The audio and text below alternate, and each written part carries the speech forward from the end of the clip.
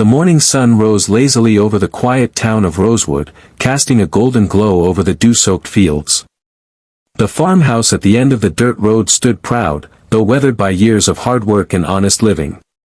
Inside, 23-year-old Emma Carter poured a fresh cup of coffee, her hands rough from chores but gentle as ever. She was a farmer's daughter, born and raised under the wide Texas sky, with a heart as vast as the land she worked.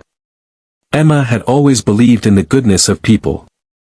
Her late father had taught her that a kind heart was the strongest tool a farmer could wield.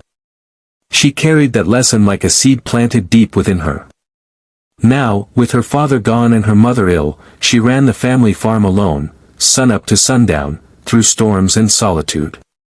On this particular morning, Emma noticed something unusual as she drove her beat-up pickup to town for supplies. Just past the bend near Hollow Creek, she spotted a figure hunched by the roadside. Slowing down, she saw a man in a torn uniform, dirt-smudged and weary, trying to stand but failing. She pulled over without hesitation. "Hey there," she called out, grabbing a bottle of water from her truck. "You all right?" The man looked up, eyes hollow but alert. "Ma'am, I just need to get to town. Been walking all night." Emma handed him the water. "Well, good news is, you've only got 10 more miles. Bad news is, I'm not letting you walk, Em. Hop in." He hesitated, then nodded. "Thank you, miss. Name's Caleb. Caleb Walker." Emma didn't ask questions. She could tell he was a soldier, his dog tags dangled from his neck, and his boots bore the marks of recent battle. The ride was quiet, filled only with the hum of tires and the occasional cough from Caleb. When they reached town, Emma dropped him off at the local diner. "You take care now," she said, offering him a few crumpled bills from her glove box. "Get yourself something hot." He looked at the money, eyes wide. "I can't take this." "You can and you will. And when you're back on your feet, pay it forward." Caleb nodded, his voice cracking. "I will. I promise." Emma drove away, thinking little of the encounter. She didn't do it for thanks or recognition. She did it because that's who she was. The next morning, something extraordinary happened. Emma was feeding the chickens when the low, thunderous beat of rotor blades filled the air. Startled, she looked up to see a military helicopter descending onto her field, whipping the crops into a frenzy. She shielded her face as it landed, heart racing. 2 soldiers jumped out, followed by a man in uniform, clean now, sharp, and commanding. It was Caleb. "Emma Carter," he called over the noise. She stepped forward, bewildered.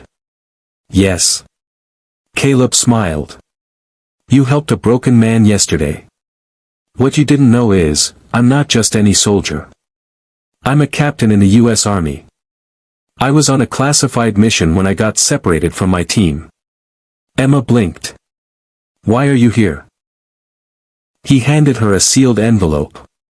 "Inside is a letter from the Department of Defense. Your act of kindness reached the highest levels. They want to offer you full funding for your farm, equipment, infrastructure, medical support for your mom. Everything." Emma's breath caught. I don't know what to say." "Say you'll let us help," Caleb said. "Because the country needs more people like you. People who don't ask what's in it for them. People who care." Tears welled in her eyes. For years, she'd worked in silence, holding the weight of her world alone. And now, a single moment of compassion had brought hope soaring into her life like that very helicopter. The next weeks were a whirlwind. Engineers came to reinforce the old barn. New tractors arrived. Her mother's treatments became fully covered, and neighbors who once kept their distance now came around, offering help and admiration. Emma didn't change, though. She still woke before dawn, still sang to the cows, still gave away eggs to anyone who looked hungry. But something had changed in the town. Emma's kindness had sparked a movement. The diner started a pay-it-forward wall. The school launched a service club in her name.